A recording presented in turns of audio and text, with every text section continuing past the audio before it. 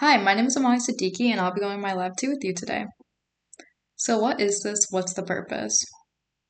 The purpose of this lab is to conduct an experiment and document the interactions between two positively charged tapes, one suspended and one that's dynamic.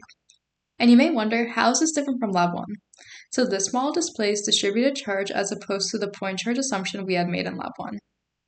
Furthermore, for this lab, we will create a model of the electric field on a charged tape with even charge distribution and determine a more accurate charge for each individual tape. So really this is just an expansion of Lab 1, but hopefully this will serve us better results as it's a better approximation. So let's go over some of the fundamentals.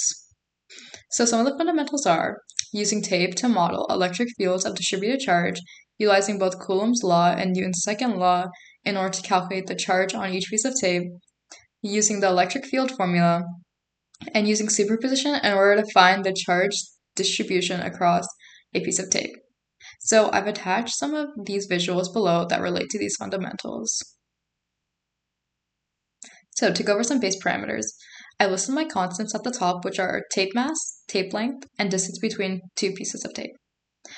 And I then calculated my force of gravity and charge on tape, and I used F equals mg for my force of gravity, and I got 0.003234 newtons, and I used the formula on the right, the electric force formula, to calculate the charge on tape, which I got Q equals 1.324 times 10 to the negative 7 coulombs.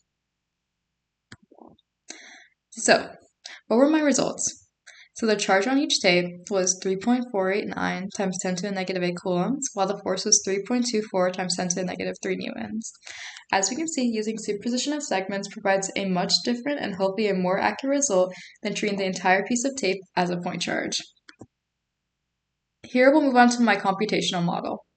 In this first portion here, we can clearly lay out our constants and physical properties of tape that are relevant to this model. And using the following lines of code throughout the slide to first initialize a function for an electric field and then to define the function for the line charge.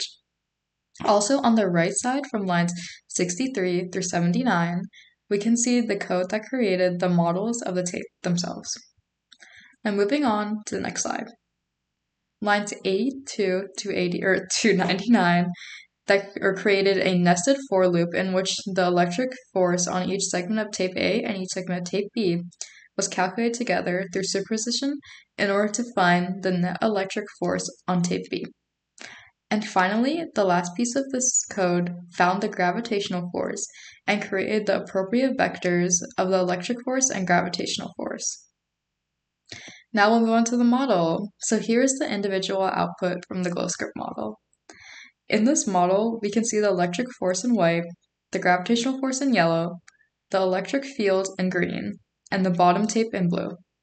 What this told me is my Q value was 3.489 times 10 to the negative 8 coulombs, which gives me the charge that balances out the force of gravity. So some sources of error and assumptions. So the charge on each piece of tape may not have been equal. The charge may not have been equally distributed across tape. The total charge on each U-tape is a sum of the charges of the segments, and we were ignoring air resistance. And finally, leading into our discussion questions. So what if you had modeled each of your tapes as a single point charge like in the previous lab? So here I had both my previous lab and my current lab values. So lab 1 value was 1.6837 times 10 to the negative 8. My lab 2 value was 3.489 times 10 to the negative 8. And the difference ended up being 46.92%, which is pretty significant. So why do these estimates differ, and which value is more likely to be closer to the real value, and why? The estimates differ because they use different levels of precision. Since we're utilizing a line charge model in this experiment, it is more likely to be more accurate because of its smaller step size, leading to a more representative model of what's occurring in real life. So overall, just a line charge model is intended to be a lot more accurate than what the original lab had going for it. And I think that's my entire experiment. Thank you!